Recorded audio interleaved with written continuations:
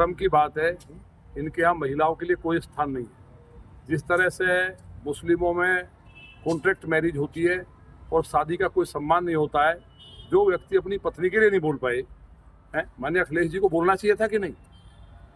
महिलाओं के लिए रामायण महाभारत और तमाम युद्ध हुए हैं, अपनी पत्नी के लिए इतना गंदा बोला हमारी पार्टी ने, हमारी पार्टी के सांसदों ने और हमने खुद और माननीय मुख्यमंत्री जी ने कार्रवाई कराई। इसी तरह से देखिए, ये तो बहुत शर्मनाक बात है। मतलब कोई सोच नहीं सकता, उत्तर प्रदेश की एक एक बहन आज इतनी असुरक्षित और डरी हुई है। उसको लगता है कि अगर किसी कारण से इन राक्षसों की, जिहादियों की सरकार आई, समाजवादी पार्टी के जो लोग हैं, मैं पहले से कहता हूँ ये आईएसआई के एजेंट हैं, इस पार्टी नहीं है, इनकी मान्यता समाप्त करनी चाहिए। क्यों करनी चाहिए? पहली कैबिनेट में आतंकवादियों को रिहा करने का जो इन्होंने कैबिनेट में प्रस्ताव पास किया था, उसको माननीय न्यायालय ने कहा था कि इनका आतंकवादियों का माला पहना के स्वागत और करो, और रोक लगाई थी।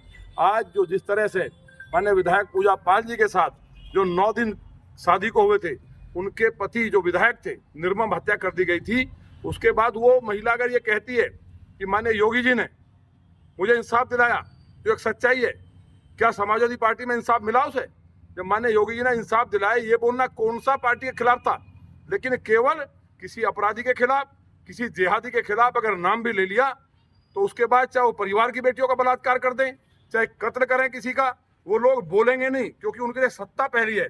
उनके लिए यदुवंशियों का सम्मान पहले नहीं है। उनके लिए किसी पिछड़े समाज की जो हमारी बहन है, मैंने देखा विधानसभा में, वो रो करके बोली। और माननीय योगी जी को इसका कोटि कोटि अभिनंदन होना चाहिए कि उस माफिया को मिट्टी में मिलाया, और एक माफिया नहीं, ऐसे तमाम माफियाओं को मिलाया। तो जो कानून की बात ये कर रहे थे, लॉ एंड ऑर्डर की या डेवलपमेंट की, वो पूरी तरह ध्वस्त हुआ है। और मुझे उम्मीद है कि जो व्यक्ति पीडीए कहकर के पिछड़ा, दलित, अल्पसंख्यक बता रहे हैं, क्या ब्राह्मण, क्या वैश्य, क्या यहाँ इस पार्टी में क्षत्रिय, उनके लिए कोई जगह नहीं है? तो जो उस पार्टी में उस समाज के लोग भी हैं, उन लोगों को भी निर्णय करना चाहिए, सोचना चाहिए कि व्यापारी या ब्राह्मण या क्षत्रिय, उन लोगों का जो एक पार्टी अलग करके अपमान कर रही है, ये संविधान का भी अपमान है। बाबा साहब को इन्होंने माफिया बताया। इनके नेता जो आज जय भीम बोलते हैं, शर्म नहीं आती इन लोगों को? बहन जी को मारने के लिए इन्होंने पूरी साजिश कर ली थी और मार ही दिया था अगर भाजपा के लोग नहीं होते। बाबा साहब को क्या आजम खान लगातार भूमाफिया नहीं बोलते थे?